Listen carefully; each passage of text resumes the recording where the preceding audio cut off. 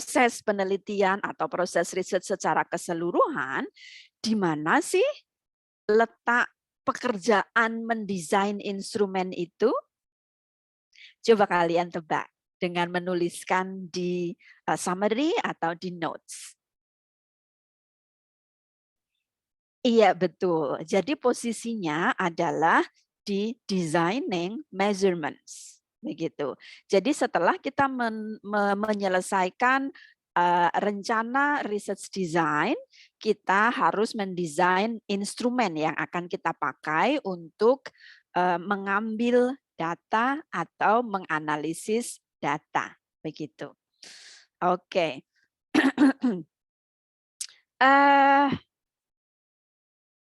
Jadi tadi di awal Miss Vijay menyampaikan bahwa kita harus mendesain research instrumen dari nol kalau tidak ada instrumen yang sudah dipakai oleh peneliti sebelumnya. Caranya untuk mengetahui sudah ada yang pakai atau belum bagaimana? Yes, kita harus mencari penelitian yang lainnya yang variabel kuncinya sama dengan yang kita akan teliti. Terus di mana Miss cara mencarinya atau di mana sih untuk mencari penelitian-penelitian lain yang variabelnya sama? Ada beberapa cara. Yang pertama adalah dengan melihat instrumen database atau dengan mencari penelitian-penelitian di Google Scholar. Nanti kita akan cari tahu bagaimana cara menggunakan database instrumen. Tapi kita akan mulai dulu dengan platform yang kita semua sudah pahami, kita semua sudah sering pakai, yaitu Google Scholar. Misalnya, kita mau meneliti tentang foreign language anxiety. Kita bisa klik scholargoogle.com, kemudian di di bagian sini search window, kita tuliskan foreign language classroom anxiety. Begitu. Misalnya kita akan memakai yang pertama ini, milik Horwitz tahun 1986. Mungkin kalian bertanya, Miss, kenapa kok pakai yang Horwitz? Kenapa nggak pakai yang Azer? Kenapa nggak pakai yang Catalin? Kenapa nggak pakai yang Sparks? Iya betul. Jadi kuncinya itu ini di rujukannya, ya. Saat sebuah penelitian yang sudah dirujuk oleh banyak sekali orang, berarti penelitian itu cukup diandalkan oleh orang-orang. Makanya kita pilih Foreign Language Classroom Anxiety milik Horwitz. Oke. Now, oh my God, sorry. This is about the foreign language anxiety. So sorry about that.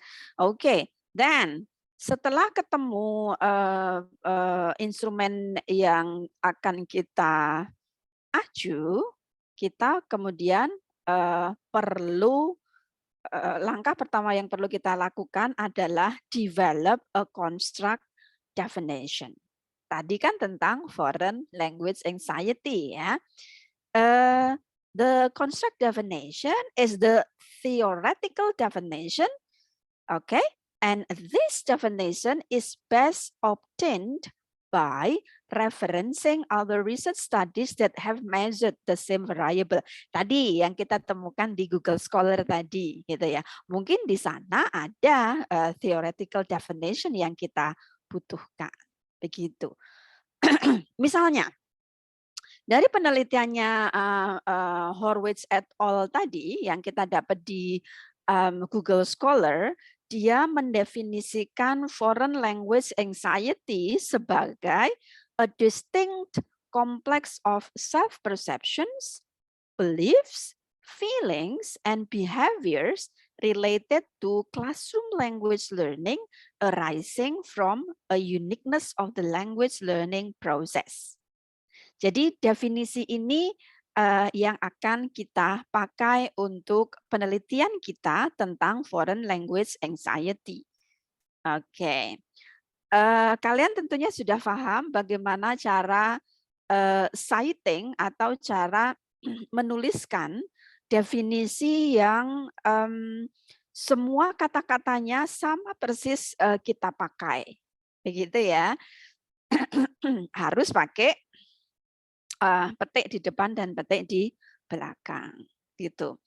Nah, setelah construct definition kita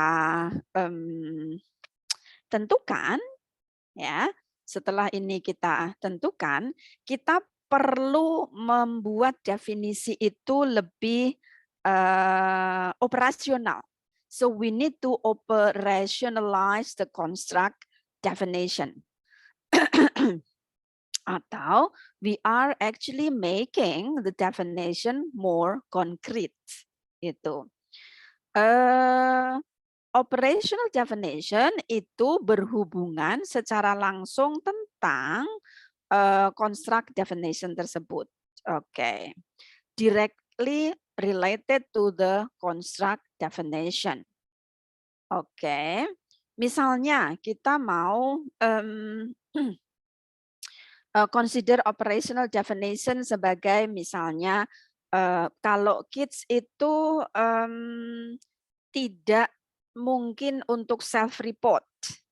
Berarti untuk definisi construct tentang language anxiety yang akan kita buat kuesionernya itu sebaiknya tidak menggunakan teknik self-report. Begitu. And then clear operational definitions should match the knowledge of the participants.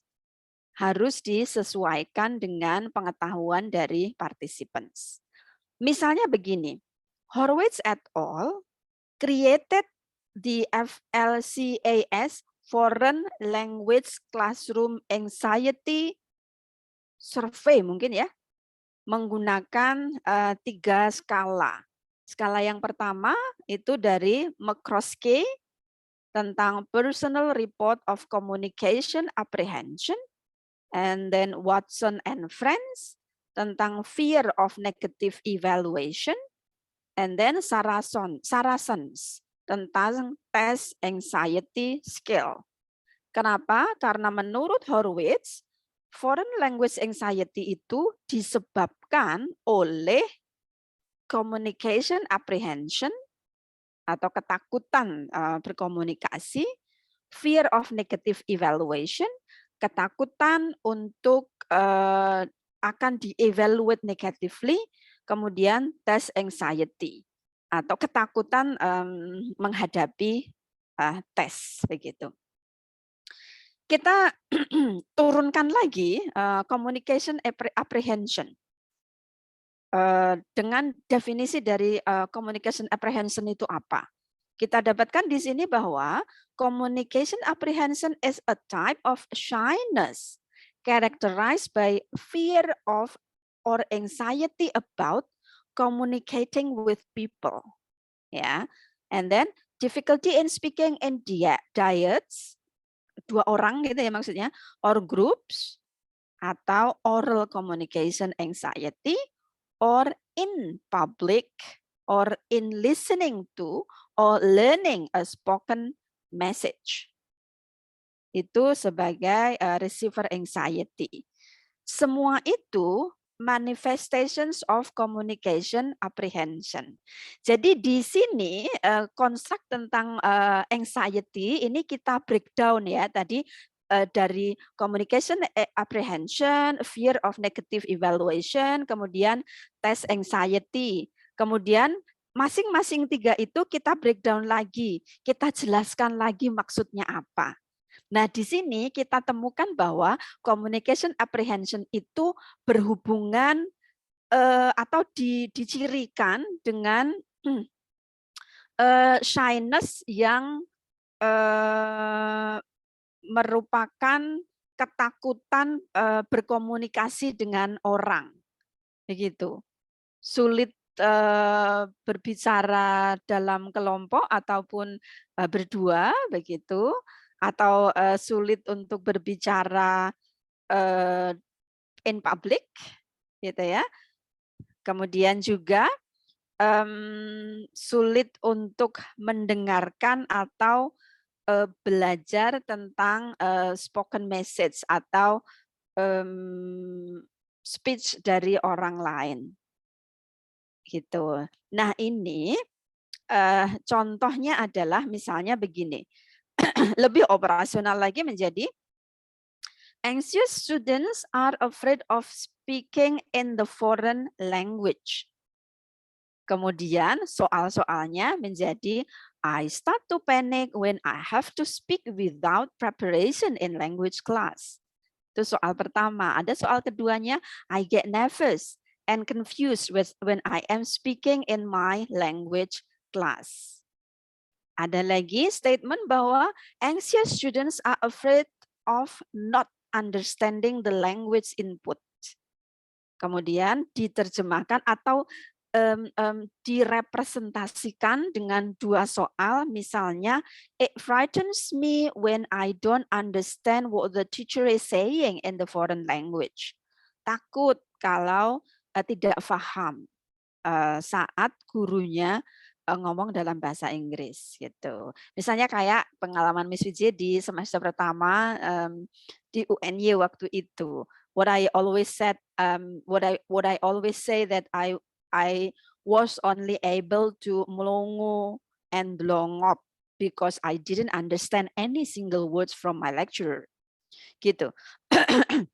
Kemudian soal kedua dibuatnya I get nervous when I don't understand every word the language teacher says. Itu contoh soal dari sebuah operational definition yang kita ambil. Contoh yang lain misalnya, anxious students are afraid of being less competent than other students. Kemudian muncul pertanyaan, I keep thinking that other students are better at languages than I am. Language class moves so quickly. I worry about getting left behind. Itu contoh-contoh soal tentang communication apprehension yang definisinya lebih dioperasionalkan lagi di sini, ya. Terus tambah operasional lagi di ciri-ciri orang anxious ini. Oke, kita coba lagi.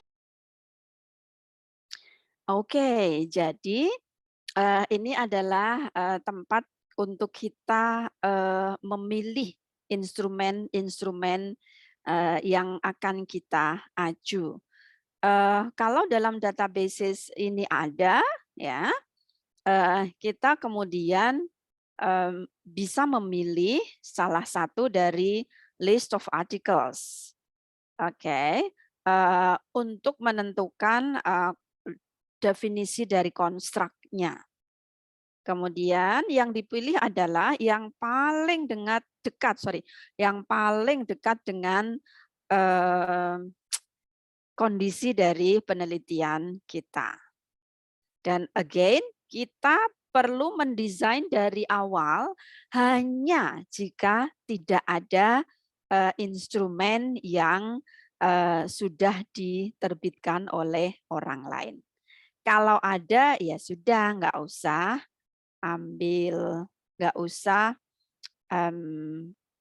membuat, tapi kita mengadopsi atau mengadaptasi. Begitu ya. Nah, tadi instrumen yang kita contohkan tadi itu adalah instrumennya Horowitz tentang Foreign Language Classroom Anxiety Survey mungkin ya.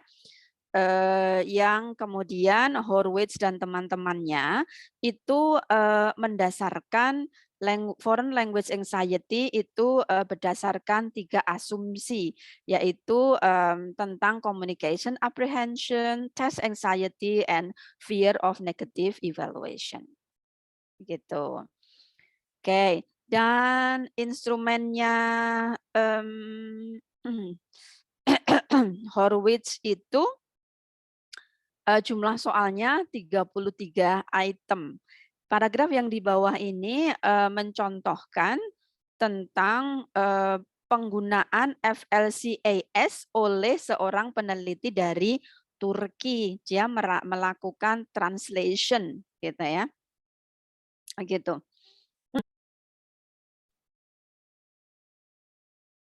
Oke, kita akan memberikan satu lagi contoh untuk penentuan konstruk atau penentuan instrumen mana yang akan kita acu untuk pembuatan instrumen kita.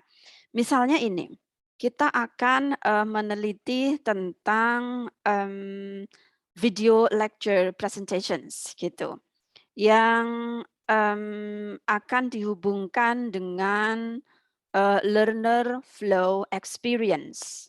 Aduh, learner flow experience itu apa ya? Begitu. Nah, ini adalah sebenarnya kalau kita melihat jurnal-jurnal seperti ini, kita juga sedang shopping idea. We are shopping idea of a research topic gitu. Oke, so ini ada learner flow experience hubungannya dengan video lecture presentation style misalnya.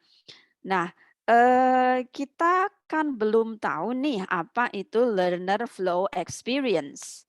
Kalau video lecture presentation kita mungkin sudah tahu gitu ya. Nah, kita belum tahu tentang learner flow experience. Mari kita lihat.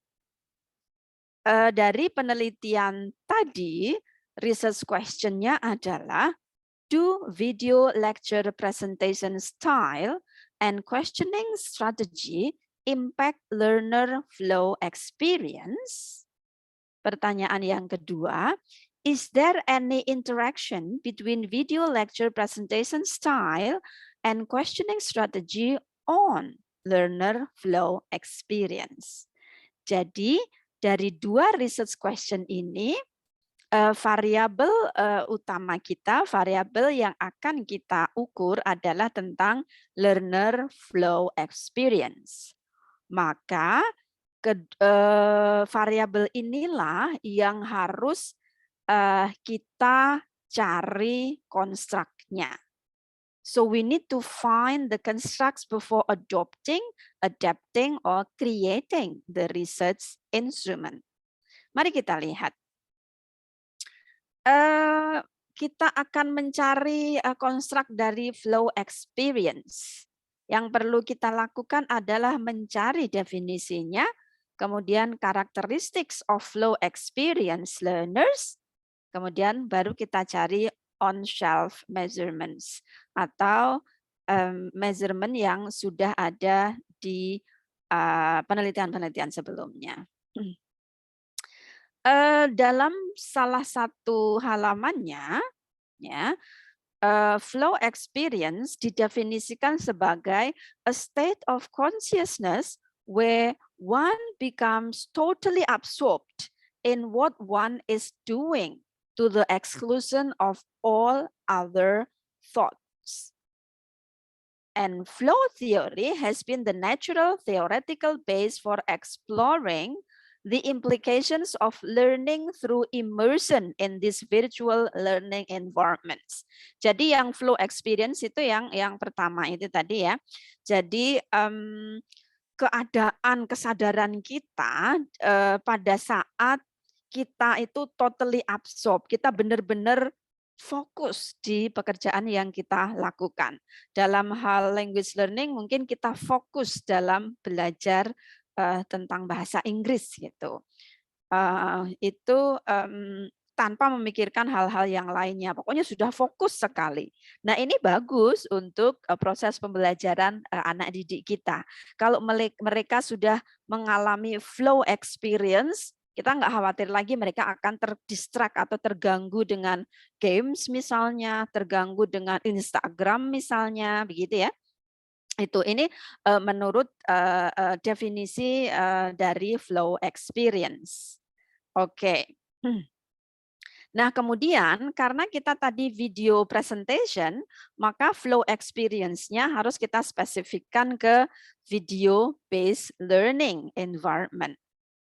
Nah, di sini ada milik Moneta and Chickens Mihaly gitu ya. Yang mendefinisikan flow experience sebagai a psychological state in which the person feels simultaneously cognitively efficient, motivated, and happy. Itu. Jadi kondisi psikologis pada saat seseorang merasa efisien secara kognitif, kemudian termotivasi dan bahagia. Kalau sudah mengalami state seperti itu, maka kita bilang flow experience-nya oke. Nah, flow experience ini kemudian perlu kita jabarkan lagi konstruk-konstruknya. Gitu. Misalnya ini. Chen di tahun 2006 gitu ya. Membuat flow experience instrument berdasarkan flow teorinya Csikszentmihalyi tadi, yang di dalamnya menyebutkan bahwa ada 6 dimensi dari flow experience. Yang pertama adalah clear goals, yang kedua immediate feedback, yang ketiga merger of action and awareness, yang keempat concentration, yang kelima sense of control, yang keenam loss of self consciousness, yang ketujuh altered sense of time, and then yang kedelapan telepresence, yang kesembilan positive effects. Gitu ya. Ini adalah definisi yang lebih praktikal tentang konstruk tentang flow experience. Oke, setelah melihat 2 contoh tadi, semoga teman-teman para Rida lebih paham tentang bagaimana mencari konstruk terhadap penelitian yang akan kalian lakukan. Kalau kemarin sudah ada yang konsultasi tentang foreign language anxiety, wah pas banget ya, contohnya ada di situ gitu. Kalau ada yang lainnya, ya gampang saja tinggal cari research databases. Begitu ya. Thank you very much and wassalamualaikum warahmatullahi wabarakatuh.